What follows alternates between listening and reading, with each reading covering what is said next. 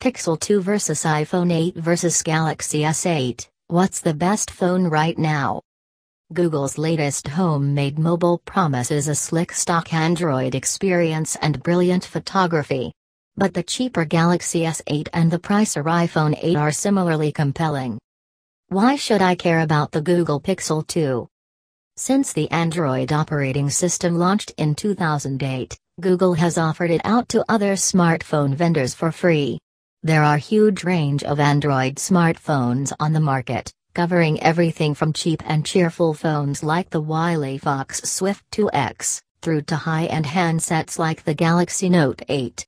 Unfortunately, most smartphone makers modify Android to differentiate their devices from competitors. The result is a confusing array of user experiences and slow software and security updates, a problem exacerbated by carrier networks. The Google Pixel 2 and Pixel 2 XL are made by Google directly. By designing the hardware and software in tandem, Google offers a unified experience similar to that of Apple's iPhone. Pixel users get access to the latest versions of Android before anyone else, along with important security updates, which often takes months to make it to other Android smartphones. The user experience is also exactly as Google designed it, free from the third-party skins and superfluous extras that often slow down performance. Samsung's TouchWiz UI, for example, is better than in years past, but it's still not as slick as what Google offers as standard. How does the Pixel 2 and Pixel XL2 design compare? The original Google Pixel remains a fantastic phone, particularly when it comes to photography, but it's never been a looker. For the sequel, Google has refined the design considerably, but has opted for two different looks.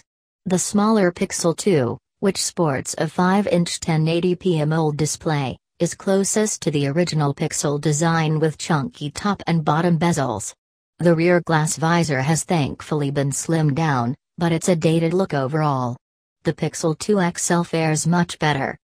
The Pixel 2 XL slims down the bezel and rounds off the corners of its 6-inch POLED display for a modern look.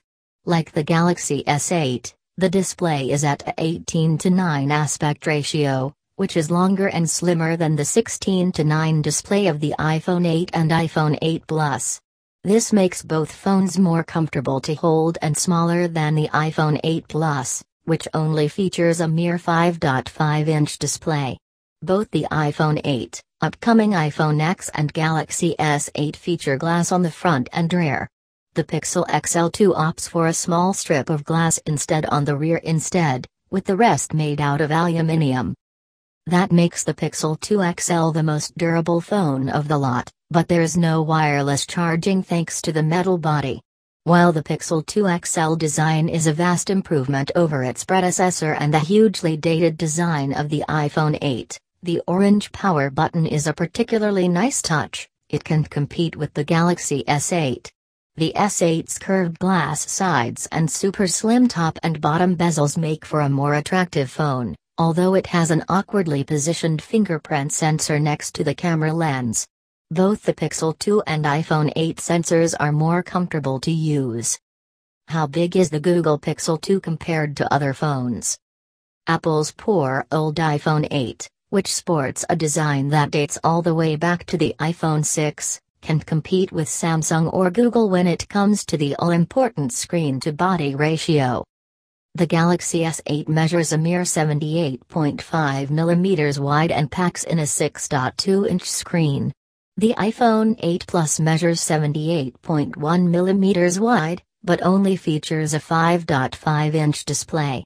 The Pixel XL2 is the slimmest of the three at 76.7 mm wide, and still features a 6-inch display. The iPhone 8 Plus can compete for comfort, but the iPhone 8 is fine if you don't mind the smaller screen. Which phone has better specs? There's little to tell the Pixel 2 and the Galaxy S8 apart. If you're in the US, both phones and their bigger brothers feature the latest Qualcomm Snapdragon 835 SoC, along with 4 GB of memory and a choice of 64 GB or 128 GB storage options. The UK version of the S8 features Samsung's own Exynos 9 8895 SoC, which performs as well as, if not better than the Snapdragon 835.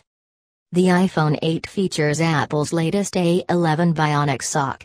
The combination of Apple's own chip design coupled with highly optimized software mean that iPhones are typically much faster than Android phones.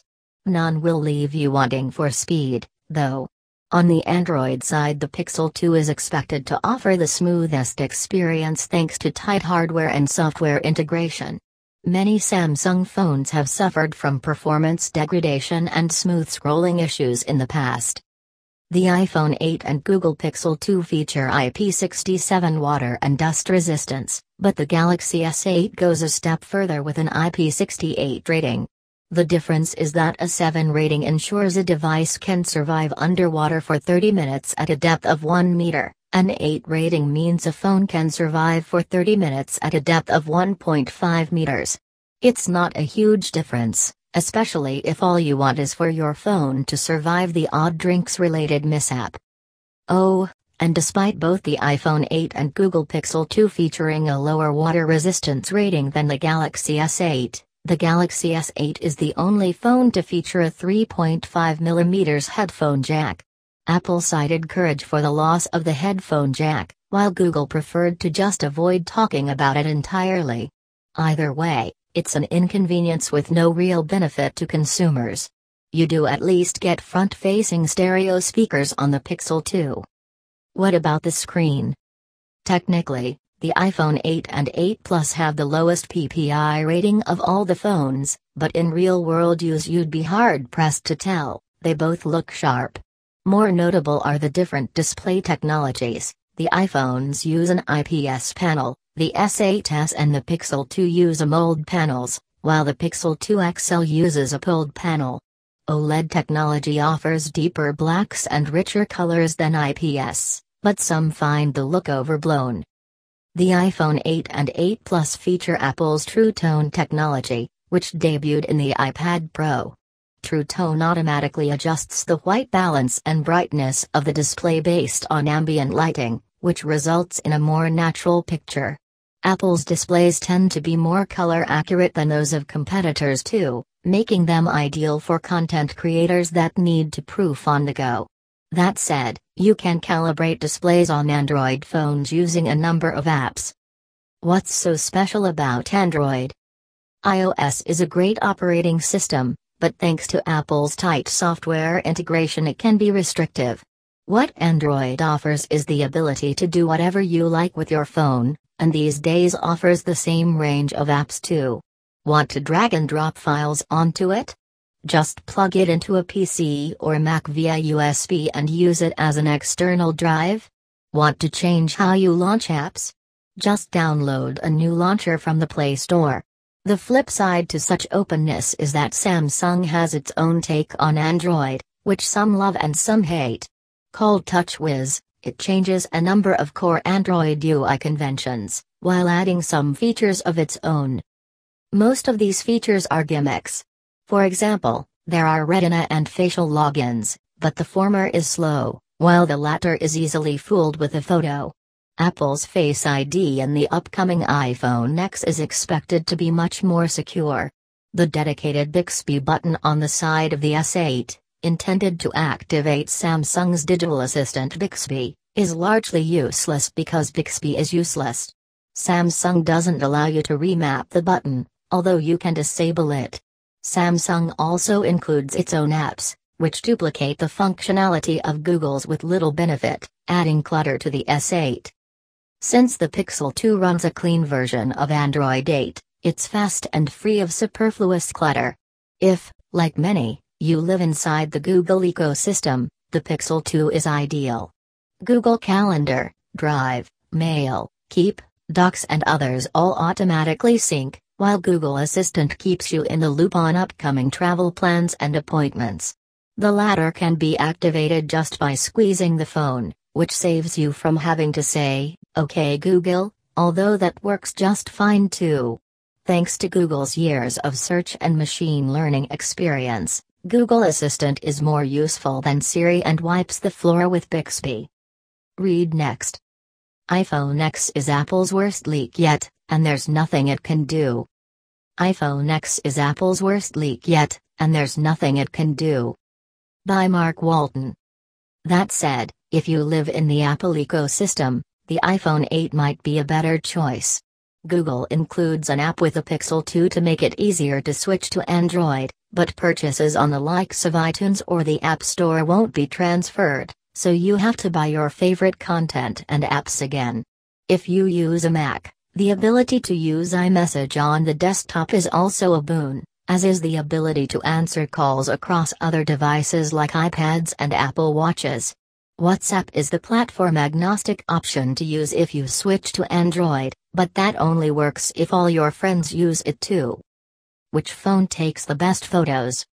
The iPhone 8, Pixel 2, and Galaxy S8 are all flagship phones and as such all take excellent photos regardless of lighting conditions. Really, it comes to the sort of shots you prefer. The S8 takes slightly oversaturated photos, while the iPhone 8 errs on the flatter side. It remains to be seen how the Pixel 2 handles photography, but its predecessor takes consistently brilliant photos that strike a balance between the vividness of the S8 and the color accuracy of the iPhone thanks to HDR+ tech. There are different features to be aware of, though. The iPhone 8 features a single 12MP f/1.8 camera sensor, while the iPhone 8 Plus features an additional f/2.8 12MP telephoto sensor, which functions as an optical zoom. It also allows you to change the depth of field in a photo after taking it, allowing for smooth bokeh effects. The S8, Google Pixel 2 and their bigger brothers all feature a single camera sensor instead. Google is using machine learning to accomplish much of what Apple does with two lenses with just one 12MP f/1.8 sensor, enabling similar bokeh effects. The Pixel 2 also features Google Lens, which allows you to search using images. Simply point the phone at an object and the Google Assistant will identify the thing, person, or place that it is and bring up relevant information that might include a Wikipedia entry or a map location. Google's machine learning chops mean that the camera is only going to get better with time. Apple has made a name for itself in machine learning too and includes a dedicated processor on the iPhone 8 for such functionality. That leaves Samsung and the S8 which, while a fine photo-taking machine, doesn't support as many useful features. It's also worth considering that Google offers unlimited storage of high-resolution photos to any Google Pixel owner, which is a nice touch. What about battery life? The iPhone 8 features a 1821 mAh battery, while the iPhone 8 Plus features a 2675 mAh battery. Both get you through a full day of mixed use, although the iPhone 8 Plus can stretch to over a day and a half. The Galaxy S8 features a 3000 mAh battery, while the Galaxy S8 Plus features a 3500 mAh battery.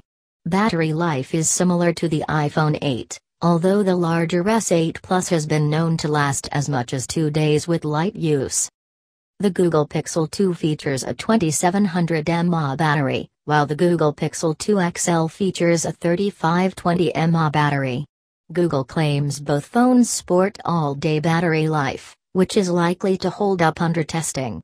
They support fast charge too, which Google claims can net you 7 hours use from a mere 15-minute charge. I still don't know what to buy, decide for me.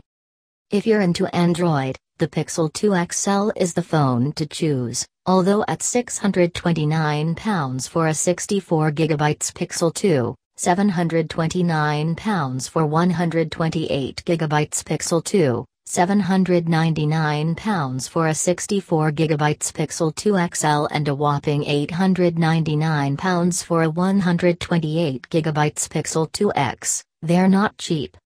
The Galaxy S8 has come down in price significantly since launch, with a 64GB SIM-free version available online for around £530. A 64GB Galaxy S8 Plus goes for around £614 SIM-free, and since both it and the regular S8 support micro SD card memory expansion, there's little need to go for the version with more internal storage.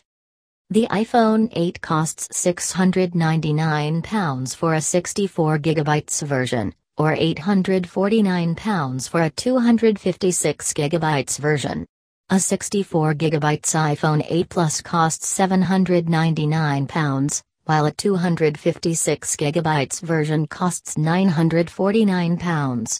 That's a lot of money for a phone with a dated design.